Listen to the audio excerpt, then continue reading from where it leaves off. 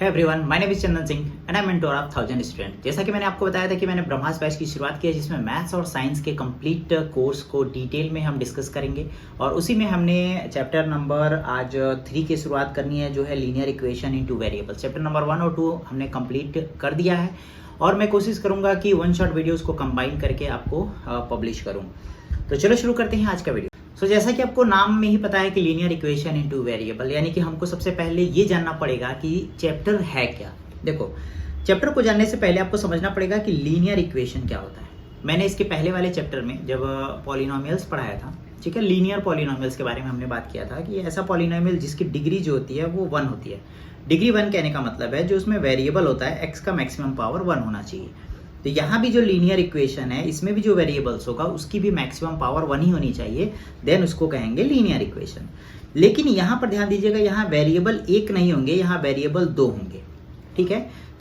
तो ऐसे इक्वेशंस जिसमें 2 वेरिएबल का इस्तेमाल किया गया हो और उसकी मैक्सिमम पावर कितनी होनी चाहिए, 1 होनी चाहिए, उसको कहते हैं लीनियर इक्वेशन इन 2 वेरिएबल्स, ठीक है। जैसे एग्जाम्पल है कि ax plus b y plus c is equal to 0। यहाँ x की मैक्सिमम पावर 1, y की मैक्सिमम पावर 1 है, इसीलिए इसको कहते हैं लीनियर इक्वेशन इन 2 वेरिएबल्स। और ये जनरल फॉर्म है किसी भी लीनियर इक्वेशन इन 2 वेरिएबल्स का, यानी कि आपको जनरल फॉर्मूला अगर लिखना है लीनियर इक्वेशन इन 2 वेरिएबल्स का, तो आप इसी इक्वेशन को लिखोगे। अब देखो, यहाँ पर x और y क्या है, 2 अलग अलग वेरिएबल्स है, इसीलिए इसको कहते हैं 2 वेरिएबल्स। क्लियर है। अब देखो, इसमें x के साथ एक कोफिशिएंट है और y के साथ एक कोफिशिएंट है, a और b। x के साथ जो कोफिशिएंट है उसको a कहते हैं और y के साथ जो कोफिशिएंट है उसको b कहते हैं। और यहाँ पे एक अलग से कांस्टेंट टर्म है जिसको हम c कहते हैं। अब इसकी खासियत है कि a और b की वैल्यू कभी भी 0 के इक्वल नहीं होने चाहिए। क्यों? क्योंकि अगर 0 हुआ तो ये y वाला टर्म खत्म, अगर ये 0 हुआ तो x वाला टर्म खत्म। तो वेरिएबल्स जो होंगे एक ही बचेंगे ना, या फिर अगर दोनों 0 हो गए तो कोई वेरिएबल्स नहीं बचेगा, तो हमारा जो कॉन्सेप्ट है वो गलत हो जाएगा। इसीलिए जरूरी है कि a और b की वैल्यू कभी भी 0 नहीं होनी चाहिए। और हमने पहले भी बता रखा है कि जो ये कांस्टेंट या फिर कोफिशिएंट होते हैं ये रियल नंबर्स होते हैं, ठीक है, रियल नंबर्स होते हैं। तो लीनियर इक्वेशन 2 वेरिएबल्स का डेफिनेशन लिखोगे कैसे? कहोगे an equation of the form ax plus b y plus c is equal to 0 where a, b, c are real numbers and a is not equal to 0 and b is not equal to 0 is called a linear equation in 2 variables x and y। यानी कि ये जो linear equation है वो 2 variables में linear equation है। वो variables कौन कौन से हैं? x और y है। क्लियर है। अब इसके एग्जांपल मैंने दिया है कि 3x minus 4y is equal to 2। इसको आप चाहो तो थोड़ा सा रीअरेंज भी कर सकते हो। ये हो जाएगा 3x माइनस में 4y माइनस में 2 इज इक्वल टू 0। कोई और भी एग्जाम्पल लिखना चाहते हो तो वो भी लिख सकते हो आप। जैसे कि यहाँ मैं लिख देता हूँ 5x प्लस में 3/2 y प्लस में 7/2 इज इक्वल टू 0। ठीक है, ये भी जो है वो हमारा लीनियर इक्वेशन इन 2 वेरिएबल्स है। क्यों? क्योंकि पहला तो x और y की मैक्सिमम पावर 1 है और इसमें 2 अलग अलग वेरिएबल्स हैं, ठीक है, इसीलिए इसको कहते हैं linear equation in 2 variables. I hope कि ये कॉन्सेप्ट आपको समझ में आ गया होगा कि लीनियर इक्वेशन इन 2 वेरिएबल्स है क्या। ठीक है, चैप्टर की हेडिंग समझ में आ गई और ये टॉपिक समझ में आ गया। अब बढ़ते हैं अगले टॉपिक पे। नेक्स्ट टॉपिक है solution of a linear equation, यानी कि कोई भी लीनियर इक्वेशन है उसकी सॉल्यूशन क्या होता है। देखो, कभी भी जब सॉल्यूशन जो टर्म्स आए ना, इसका सिंपल सा मतलब होता है x की वैल्यू। अब यहाँ देखो, यहाँ जो लीनियर इक्वेशन है वो 2 वेरिएबल्स में है, x और y में, यानी कि यहाँ x और y के अलग अलग वैल्यूज होंगे। उन वैल्यूज को ही हम कहते हैं सोल्यूशन है किसका? लीनियर इक्वेशन का। क्योंकि लीनियर इक्वेशन इन 2 वेरिएबल्स में है तो यहाँ x और y अलग अलग वैल्यू आएंगे ना, उन x और y की वैल्यू को ही हम कहते हैं solution of linear equation. Clear है। अब देखो, कह रहा है कि अगर x की वैल्यू अल्फा और y की वैल्यू बीटा हो तो इसको solution of linear equation ax plus b y plus c is equal to 0 कहते हैं। अगर इस x की वैल्यू को अल्फा और y की वैल्यू को बीटा रखने पर इसकी वैल्यू टोटल किसके इक्वल हो जाए? 0 के इक्वल हो जाए। तो देखो, यहाँ रखा हमने a alpha plus b beta plus c is equal to 0 हो गया। अगर ये सेटिस्फाइड हुआ देन इस x और y की वैल्यू को क्या कहेंगे? सोल्यूशन है किसका? लीनियर इक्वेशन का। क्लियर है। अब जैसे एक एग्जाम्पल हमने रखा है, यह कह रहा है show that x is equal to 3 and y is equal to 2 is the solution of 5x minus 3y is equal to 9।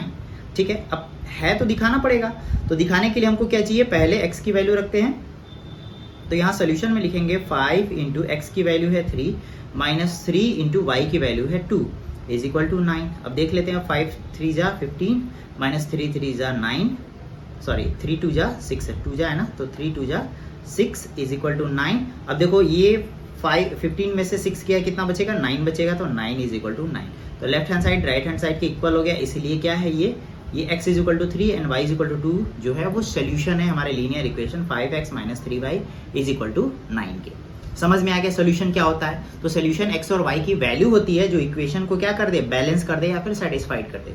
ठीक है, आगे है अगला हेडिंग है simultaneous linear equation in two variables. अब देखो साइमल्टेनियस मतलब होता है साथ साथ, ऐसी वैल्यू जो साथ साथ चले, मतलब कि यहाँ पर दो लीनियर इक्वेशंस की बात होगी, दो अलग अलग लीनियर इक्वेशंस की बात होगी। ठीक है, तो यहाँ जब साइमल्टेनियस का नाम आएगा तो दो अलग अलग लीनियर इक्वेशंस होंगे, वो भी दो वेरिएबल्स में।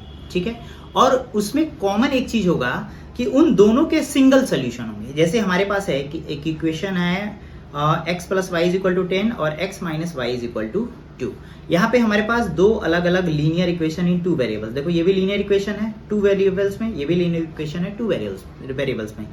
इन दोनों को साइमल्टेनियस तब कहेंगे जब इन दोनों का जो सोल्यूशन है वो एक ही सोल्यूशन है, मतलब कि इसके लिए भी x और y की वही वैल्यू होगी जो इसके लिए होगी। ठीक है, अब एक बार देख लेते हैं। देखो यहाँ पर x की वैल्यू अगर हम x की वैल्यू को यहाँ पे 6 रखें और y की वैल्यू को 4 रखें तो दोनों को ऐड करोगे तो कितना आएगा, 10।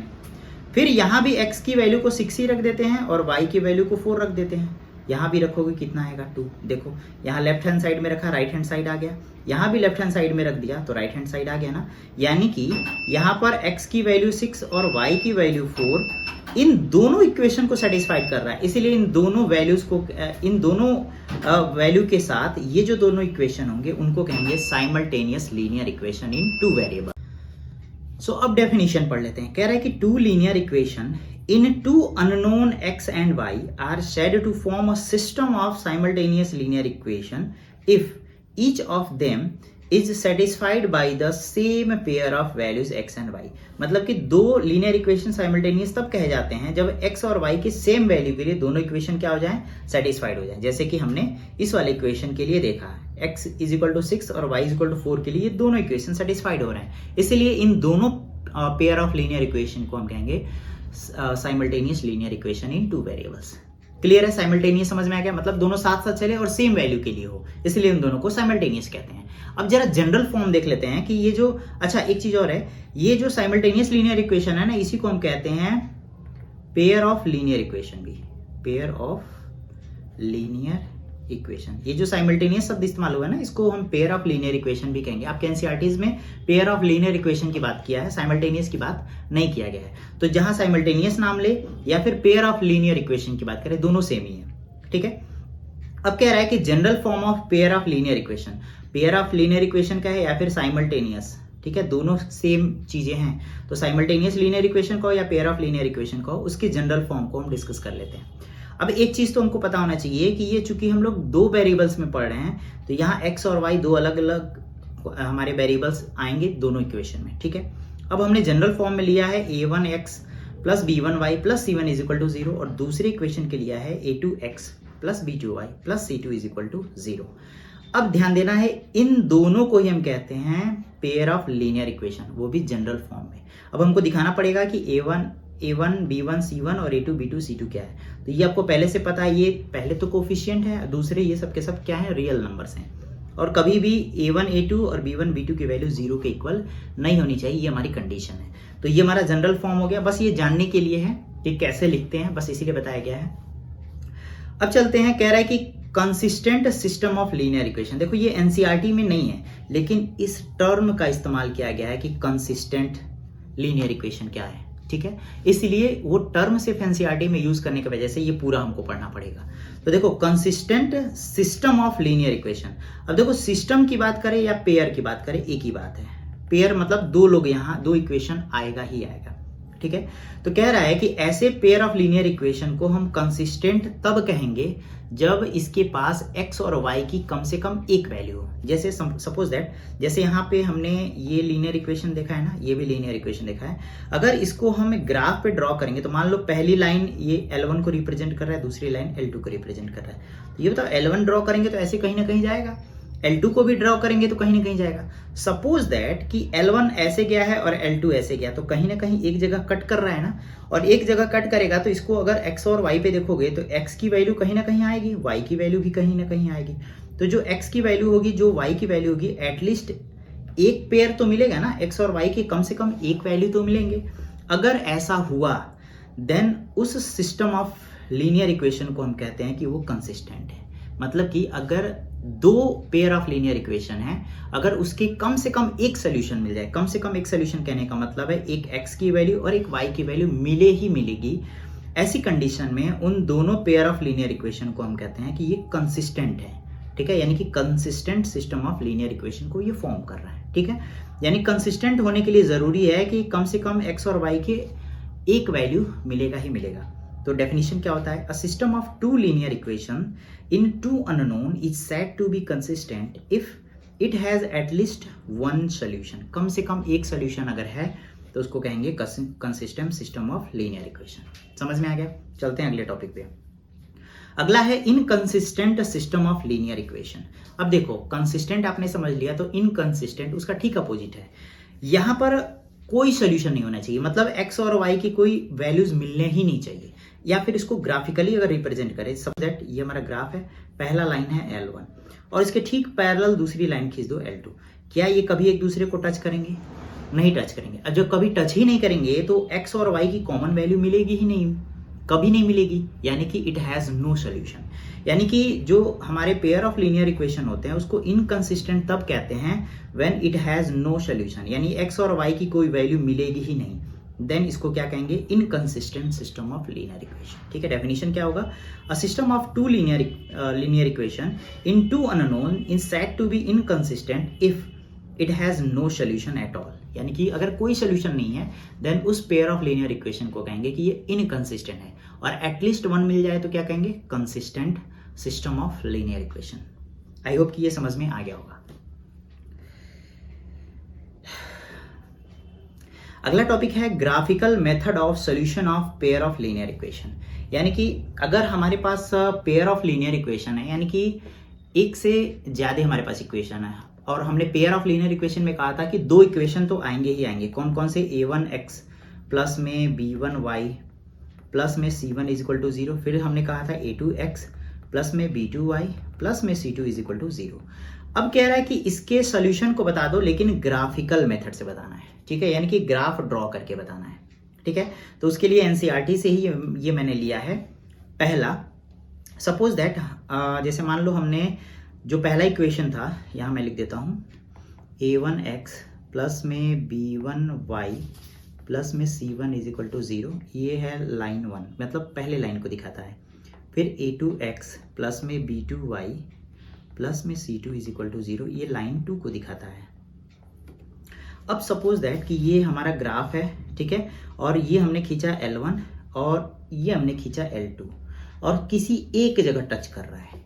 अगर किसी एक जगह टच किया तो ऐसे सॉल्यूशन को कहेंगे यूनिक सॉल्यूशन। ठीक है, यूनिक सॉल्यूशन, यानी कि इसके पास एटलीस्ट वन सॉल्यूशन होगा ही होगा। जैसे एग्जांपल है, जैसे पहला एग्जांपल है कि अगर इंटरसेक्टिंग लाइंस है, मतलब किसी एक जगह अगर वो जाके टच कर रहा है। ठीक है, एक जगह टच करने का मतलब है, एक बार फिर मैं यहाँ ड्रॉ कर देता हूँ। जैसे ये हमारा ग्राफ हो गया, इसको रेड में ले लेता हूँ मैं। ठीक है, और यहाँ पे हमने लाइन L1 खींचा है और यहाँ पे लाइन L2 खींचा है, और ये एक जगह टच कर रहा है। तो एक जगह टच करने का मतलब है इंटरसेक्टिंग लाइंस है, और इंटरसेक्टिंग लाइंस है तो एग्जैक्टली वन सोल्यूशन होगा। क्यों वन सोल्यूशन होगा? क्योंकि देखो यहाँ पे टच किया है, तो अगर ये हमारा x एक्सिस है और ये हमारा y एक्सिस है, तो x पे तो कहीं ना कहीं कट करेगा और y पे भी कहीं ना कहीं कट करेगा, तो एक सोल्यूशन तो मिलेगा ही ना, x और y की एक वैल्यू तो मिलेंगे, इसीलिए इसको कहते हैं एग्जैक्टली वन सोल्यूशन, और इसको कहते हैं यूनिक सोल्यूशन भी। देखो यहाँ टर्म्स इस्तेमाल किया गया है यूनिक। ठीक है, यानी कि कोई भी जो पेयर ऑफ लीनियर इक्वेशन होता है उसके यूनिक सोल्यूशन तब होते हैं जब वो किसी एक पॉइंट पर इंटरसेक्ट करता है। ठीक है, अच्छा, अगर मान लो इक्वेशन हमारा इस फॉर्मेट में है, अगर इक्वेशन इस फॉर्मेट में है तो इक्वेशन को देख के हम कैसे बता सकते हैं कि ये इंटरसेक्टिंग है या फिर इसके पास यूनिक सोल्यूशन है? तो देखो इसके लिए एक कॉन्सेप्ट है, हमने जो ये कोफिशिएंट इस्तेमाल किया ना, जैसे coefficient a1 b1 c1 a2 b2 c2, इसका रेशियो ले लेना है। जैसे A1 को A2 के साथ रेशियो, B1 को B2 के साथ रेशियो, C1 को C2 के साथ रेशियो। अगर ये रेशियो आपको मिल गया है तो जाहिर सी बात है, अगर इक्वेशन दिया है तो इक्वेशन से तो रेशियो तो निकल ही आएगा। उस रेशियो को कंपेयर करने पे अगर A1 upon A2 is not equal to B1 upon B2 होता है, अगर ये पहला ही कंडीशन सेटिस्फाइड हो जाता है तो आप देख के बता सकते हो कि उस इक्वेशन के पास एग्जैक्टली वन सोल्यूशन होगा या फिर यूनिक सोल्यूशन होगा। ठीक है, और वो लाइन क्या करेगा, एक दूसरे को इंटरसेक्ट करेगा। अगर आपने कंपेयर किया और दोनों नॉट इक्वल आ गया, ठीक है, अगर नॉट इक्वल आया देन उस पेयर ऑफ लीनियर इक्वेशन को कहेंगे कि ये इंटरसेक्टिंग लाइन को शो करता है, मतलब किसी एक पॉइंट पर इंटरसेक्ट करता है और it has a unique solution, it has a unique solution. चलो आगे देखते हैं। अगर सपोज दैट हमने कंपेयर किया और तीनों आपस में इक्वल हो गए, यानी A1 upon A2 is equal to B1 upon B2 is equal to C1 upon C2, अगर तीनों इक्वल हो गए तो कहेंगे कि ये को इंसिडेंट है, मतलब पैरेलल लाइन को शो करता है। कोइंसाइड कहने का मतलब है कि ये पैरेलल है, ठीक है, पैरेलल है। और जब पैरेलल होंगे तो हर एक पॉइंट एक दूसरे पर इंटरसेक्ट कर रहा है ना, सॉरी पैरेलल नहीं होंगे, ये कोइंसिडेंट का मतलब होता है एक के ऊपर। ठीक है, मैं यहां ड्रॉ कर देता हूं, ये हमारा x है, ये y है, और यहां पर मैंने लाइन ड्रॉ कर दिया। ये सपोज दैट हमारा लाइन 1 है, L1, ठीक है, और मैं पेन चेंज करके इसी पर लाइन 2 भी ड्रॉ कर देता हूं। ठीक है, यहीं पे है लाइन 2। तो आप देख सकते होगे यहाँ हर एक पॉइंट जो है वो कोइंसाइड कर रहे हैं, मतलब कि लाइन 1 और लाइन 2 एक दूसरे के ऊपर ओवरलैप कर रहा है। और ये कंडीशन कब आएगी, जब इनके कोफिशिएंट का रेशियो क्या हो जाए, आपस में इक्वल हो जाए, यानी A1 upon A2 is equal to B1 upon B2 is equal to C1 upon C2। अगर ऐसा हुआ तो ये लाइंस क्या होंगे, कोइंसिडेंट होंगे, यानी कि कोइंसाइड कर रहे हैं एक दूसरे के ऊपर। अब कोइंसाइड करने का मतलब है कि हर एक पॉइंट टच कर रहा है, तो x और y के बहुत सारे वैल्यू मिलेंगे, इनफाइनाइट सोल्यूशन मिलेंगे। ठीक है, तो इसको कहेंगे इनफाइनाइटली मेनी सोल्यूशन। तो इनफाइनाइटली मेनी सोल्यूशन की कंडीशन क्या है कि तीनों कोफिशिएंट का रेशियो जो होता है वो इक्वल होने चाहिए। ठीक है, तीसरे कंडीशन पे चलते हैं।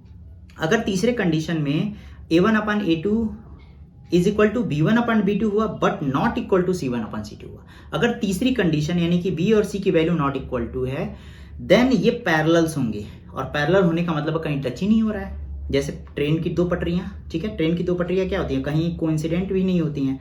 जैसे इसको मैं ड्रॉ कर लेता हूं अगर, तो आपको कुछ ऐसा देखने को मिलेगा, ये है x, ये है y, और ये मैंने लाइन 1 को ड्रॉ किया है और यहीं से लाइन 2 को भी मैं ड्रॉ कर ले रहा हूं ऐसे। तो ये देख रहे हो ना, ये दोनों एक दूसरे से पैरेलल है, ये कहीं टच ही नहीं करेंगे। जब टच ही नहीं करेंगे तो x और y के कॉमन वैल्यू मिलेगा ही नहीं, कॉमन वैल्यू नहीं मिलेगा तो it has a no solution. ठीक है, तो ये था हमारा पूरा का पूरा थ्योरी। आई होप कि ये पूरी थ्योरी समझ में आ गई होगी। अब नेक्स्ट वीडियो लेक्चर में हम डिस्कस करेंगे इसके कुछ एग्जांपल्स को जो एनसीईआरटी में दिए गए हैं, उसके बाद हम शुरू करेंगे एक्सरसाइज को। मिलते हैं आपसे अगले वीडियो।